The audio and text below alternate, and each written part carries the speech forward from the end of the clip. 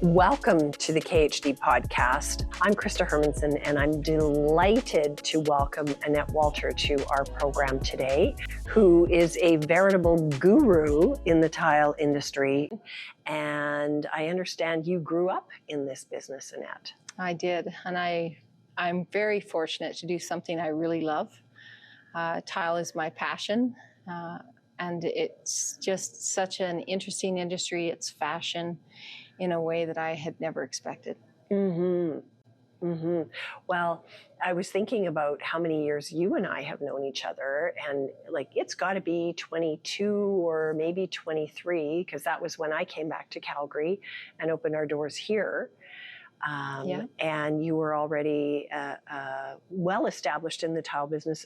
And at that time, you were the expert that I came to with questions and for ideas and to source materials. So this feels like old home week to me, to sit down with you and maybe teach our audience a little bit about tile. Yeah, it's just wonderful to have such a great group of people to work with in Calgary over the years, and people that have taught me so much about the tile industry. Very good mentors, and tile is just such an exciting product. I'm always happy to work with people in that regard and find the best thing for your project. Yeah, well, we've certainly leaned into that many, many times. So today, from a homeowner's perspective, can you maybe describe the difference between a wall tile and a floor tile? Because this is a question that we get from clients as we're working with them quite frequently. I think one of the things to always remember is pretty much any floor tile can be used on a wall, but not all wall tile can go on the floor. And it's simply a difference of slipperiness. Glazed tile can be very slick, and also hardness. So a glazed ceramic is usually maybe not the best idea to put on a floor because it would probably chip more easily. It won't stand up to impact. It would be slippery underfoot. Whereas if you've got a glazed porcelain that is suitable for floor, you can certainly use that in a residential application. Porcelain tile, any porcelain tile pretty much can go on a floor in a bathroom or a kitchen or even entranceways residentially. It's just a matter then of what texture you like to feel underfoot. It's always really a good idea when picking your tile for the floor to actually take your shoes and socks off and feel it and make sure that you like how it feels. Yeah, especially for bathrooms, or if you tend to be someone who wanders around the house barefoot, there is a tactile experience. Very much so. Tile. Tactile. You get my bad pun. Oh dear. Porcelain and ceramic. And we've talked a little bit about the prevalence of porcelain tile. Can you explain maybe the difference between the two without getting too technical? I think the biggest difference between ceramic and porcelain is hardness, durability. For a floor, you need the hardness to take the impact and the scratching and just day-to-day wear and tear that it gets. Ceramic tile is not as dense. It doesn't take as much impact. And also with ceramics, you might not always want to use them on the floors because of slipperiness. Right. Porcelain has been probably the format of tile, or the formula of tile, if you like, that we've used most frequently in a residential application. Yes. Since I think it's about 1983, porcelain was introduced into the industry. And I find that it's grown so much in popularity. The Italians also have promoted it very well worldwide. And basically the reason that porcelain has become so popular is, in most cases, it's frost resistant. It's very dense, so very high impact resistance. And just in the last few years, the technology has soared to the point where the size range has expanded so much, and the graphics can pretty much be whatever somebody is looking for as far as their use in decorating. Yeah, even in my career, I've seen such a dramatic shift from, you know, sort of a standard pattern on a floor tile. And when you're laying down that pattern in a floor tile, your tile setter has to be paying attention to which direction each tile is going in so that it doesn't look like obvious repeats in a natural stone digital printed tile, right? Yes. So the technology has changed so much, even in the last 2 decades. So much. I think the biggest shift in the production of especially porcelain floor tile is instead of making the tiles individually in most cases now, it's made in 50-foot sheets. And those sheets are then cut into whatever size is being required by the factory at that time. So the more cuts you have, the more variation you'll have within that batch. So for instance, a 12 by 24 can easily have anywhere from 14 to 54 variations. And oftentimes the more variation, the more natural it looks. If you've got something with a lot of pattern, it's usually better to get it in a slightly bigger tile because it goes down quieter because the pattern continues within the piece. Whereas if you've got a really, really strong pattern in a 12 by 24, the next one to it could be very, very different. And it requires some dry lay before they actually set it to make sure that it makes sense to the owner that they like it in that pattern. Yeah, absolutely. It's the difference between a floor that feels quiet and calming or something that really grabs your attention. And that's what you're talking about with the dry lay. Before you put the mortar in, you want to lay it out and make sure that the pattern works. It's like that old sewing adage, measure twice, cut once, look at it twice, and then get committed. Yes, especially with a very strong design. It's a great idea. Mm-hmm. What about indoor tile versus outdoor tile? There's the strongest difference between the two is it has to be frost resistant, especially in Alberta. Actually, anywhere with our kind of climate where you go from +10 to -20 within a day. If the tile is not frostproof, what happens is the bisque absorbs the moisture, and when it freezes suddenly, it spalls, so you'll have quarter-shaped pieces of the tile being blown out of the tile. So what they've done over time is they've now perfected porcelain in the way that they know it has to be 0.5 or less absorption in order to make sure that it is frost resistant and applicable for those kind of installs.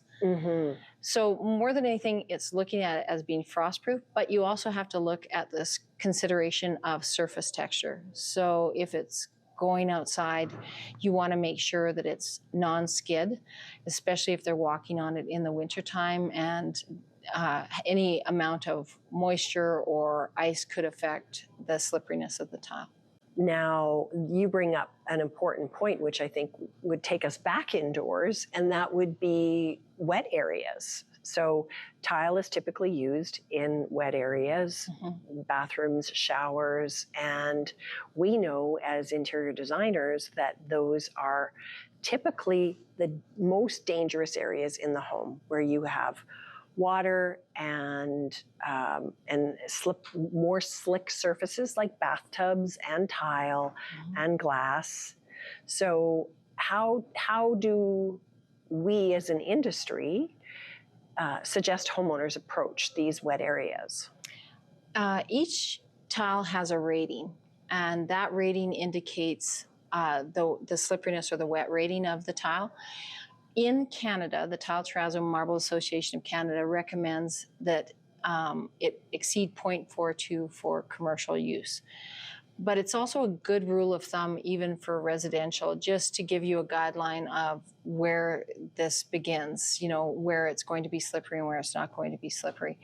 So if you want something non-skid, say you have seniors that are building a bathroom space that they maybe have a bit of a mobility issue, you don't want it too rough because then it can make them trip, but you don't want it slippery.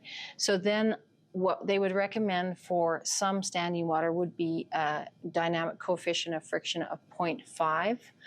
And anything that would exceed that would be good. You wouldn't want to go too extremely rough, because then if they drag their feet at all from stroke or just age, it can cause tripping. So there's always a balance, and whoever is working with you with the tile should be able to provide that guidance to help make sure that you get the right fit for your household. In terms of playing with tile, oh my goodness, there are such beautiful materials available now. I don't know, it doesn't feel like my imagination that we just have so much more at our fingertips than we used to have, Annette, in this area. And I would love to talk about maybe where you might suggest a homeowner would splurge on a more expensive tile, because we're now seeing these massive large sheet tiles and entire patterns that go up like wallpaper. Right? To create vignettes on a wall, or create the look of a huge natural slab of stone. So where do you suggest those splurges take place if someone is renovating or designing their new home? There's a few areas like backsplashes in kitchens and bar areas. Sometimes they'll have an area that is like a closet that has a seating area where they might want something nice along the area where they're sitting doing their makeup. Those areas are all small enough that you can really do something interesting and different and have it be your jewelry. So making it very special in that area. Also, I think when it comes to slabs, slabs have a real benefit, the large format tiles, in showers, because if somebody doesn't like joints and they just want something extremely easy to clean, but with the depth and look of stone, but not the maintenance of stone, and also it's a cost that is, you're going to be making a bit of a cost savings by going from a slab of stone into a porcelain. So all those things can create a very luxe, beautiful, powerful impact, and also be easy to clean. So I always say that, you know, there are certain areas that you can make more cost effective, such as maybe your laundries or a half bath, and then to really go all out in the kitchen or the ensuite or an entertainment area with a bar or something like that. Yeah, well, and the options these days are limitless, absolutely limitless. Small scale, large scale, so much fun, so much fun to play with. So when we talk about large scale, certainly I remember when we first started working with these materials, this is more than a decade ago, it was difficult to find installers who could actually handle the really large materials. I remember talking to 𝐿𝐲𝐿. Oh, he was so talented. You probably remember him. I see that little smile. Oh, bless him. What a beautiful gentleman. He and his wife used to do jobs together. And he's retired now, unfortunately, which I think is just a loss to our industry. But I remember 𝐿𝐲𝐿 talking to me about these massive large-scale tiles. And yes, he could install them, but they take such physical strength to manipulate. Takes a team. Yeah. Yes. So there's always a cost that comes along with the slabs, because it's not one person just doing the installation. Sometimes it's two, sometimes it's three. Overall, you know that it's going to be more of an expenditure than going with, say, like a 3 by 12 inch wall tile. But overall, if that's the effect that you want to achieve, like a slab of stone, it's just incredibly beautiful when done nicely. I've also seen an explosion of small scale tiles. What can you tell us about that? Mosaic tiles and even just smaller wall tiles have all really shown huge growth in the last 3 years, I would say. Everything from wall tiles being 2x6, 2x4, 2x3, and being able to create really interesting designs with some beautiful watery 𝐧𝐭𝐸 feels, to things like mosaics that create everything from black and white combinations of arrows and squares, mid-century modern field designs to flowers. basically whatever you want in a design can be either custom made or you can pretty much find it in the market. Beautiful metallics. Metallics are back very strong. Mirrored tile, which we haven't seen, is all being strongly influenced in a lot of the very luxe designs that we're seeing. So it's just really nice to be able to see color, texture, size, all being used together in the same area. So what might have normally only been this wall tile and this floor tile in a bathroom is now 3 or 4 tile in a bathroom. So you might put the fluted wood around the tub and then go into the shower with something with a leaf motif at the back and then a plain tile on the sides and then a mosaic along the vanity with an interesting floor. So it's the combination of things that make it very interesting.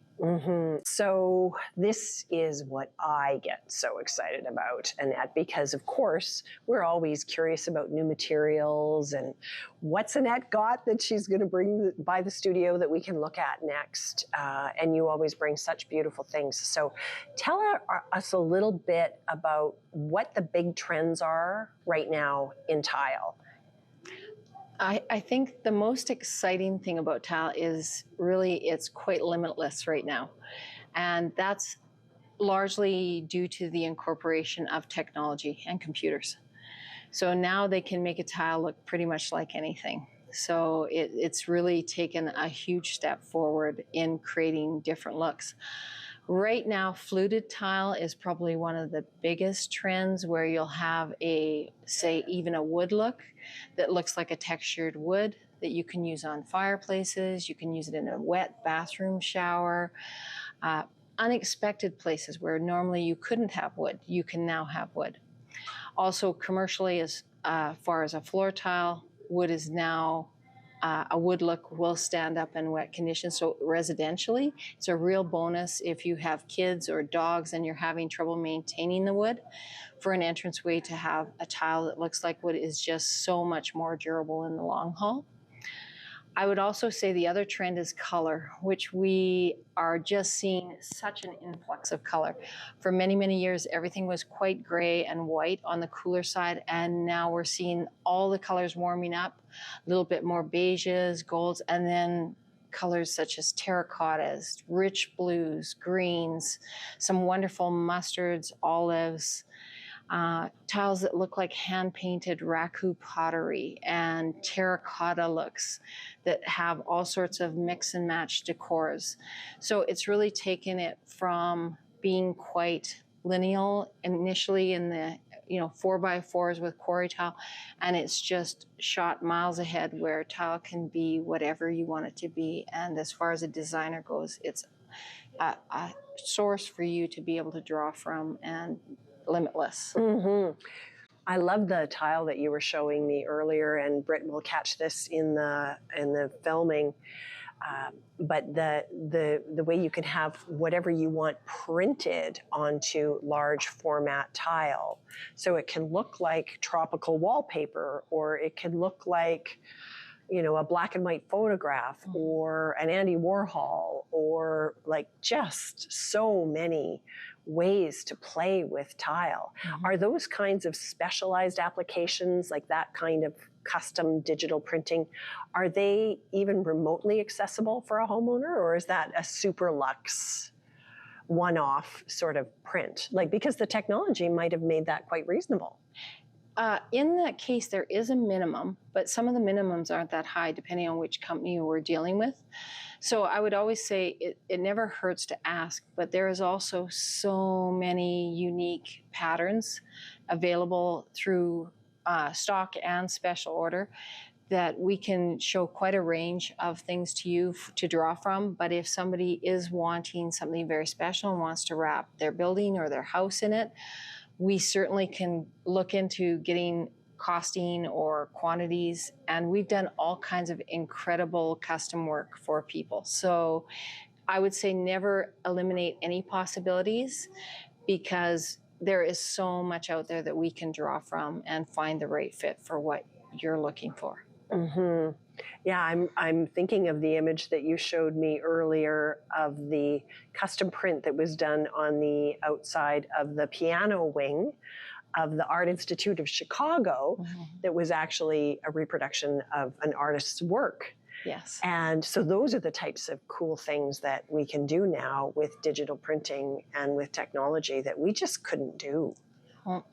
And now they've got it so that they don't fade, and that you can just hose them down to clean them. They don't need to be repainted, so it's not like a mural that is going to fade over time. I think it reflects more of the personality of the people that are living in the space. It really lends itself to, if someone is outdoorsy, we can make it feel like they're in the outdoors. If someone really wants it rustic or like an Italian villa, all of those things are available, and we can transform the space into what's right for you instead of having to settle due to a limited color range or a texture. A lot of people say prefer glossy over matte, and now there's infinite combinations of those things. Yeah. Now it's just, what can we do to meet your dream or your expectation? It's funny how much it's changed. Everything's so many more sizes, references to history in tile, which has totally come back. So we're seeing a lot of things that we saw disappear for a very long time. Stone, terracotta, all those influences are being turned into tile, which makes it more durable, easier to clean, less expensive, offering the public and the designers more choices to be able to achieve what they want and not maybe have as much of a price tag as it might have been, say, 15 years ago, because it would have had to be the natural product. Right. It's so fun to look at these materials and just be inspired. Like it's so inspiring being here in your showroom today and just getting a sampling of what's new and what's coming. Oh goodness, I don't know if I'll sleep tonight, Annette. It's very, very exciting. I'm glad it's inspiring. That's a good thing. And these raku influenced tiles are absolutely spectacular. Just the richness, like you feel like, oh, this looks like it has been here for decades. It's weathered and it's aged and it feels warm and inviting and rich. Can you imagine a steam shower, or just a rest area with lots of plants and highlight or low light? It doesn't matter. You could do so much with it. It's your own oasis. You wouldn't have to wait to go to the spa. You create it in your own space. I think that people underestimate how important it is to get the right product for the space, to make it comfortable to use as well as to be visually appropriate. And I think that having a professional such as yourself go into the specification, you look at the technical first, as well as looking at the overall look. So to me, the way it performs is even more important than the look, because I've seen what can happen when the wrong thing is specified. So I really appreciate the fact that you would go into that further and make sure that for the client's needs, whether it's children, elderly, animals, all of that is met in whatever you're putting in. Yeah. No, that's a safety consideration. Yeah. And that's something that people don't think about when they think about designers. They think, oh, they're going to give me something pretty. But we also have this technical background that makes sure that we lead you in the right direction in suggesting materials that are going to be both beautiful and safe for your home. Yeah. So, yeah. I remember years ago you asked me, you were looking at a floor tile and somebody had large dogs, and you had taken into consideration the scratching of the large dogs. And I remember you asking that. I can't remember the details of it, but I always thought, I think that was the first time I was asked, and I found it was very interesting. Yeah, well, these are the kinds of things that wake you up at 2 a.m. Yes, very much so. Like, okay, have I thought of everything? Have I eliminated every possible, danger in Very taking true. taken every consideration. Yeah. Well, I can't thank you enough, Annette, for sharing your time and your expertise. Thank you for all of that and also for being our guest today. It's always a delight to see you. I really appreciate you coming and coming to see us at Ames. It's very exciting, and I always like being able to share anything about the tile industry. It's such a great industry to be in, and I've been very fortunate to work with you over all these years. Thank you. Thank you.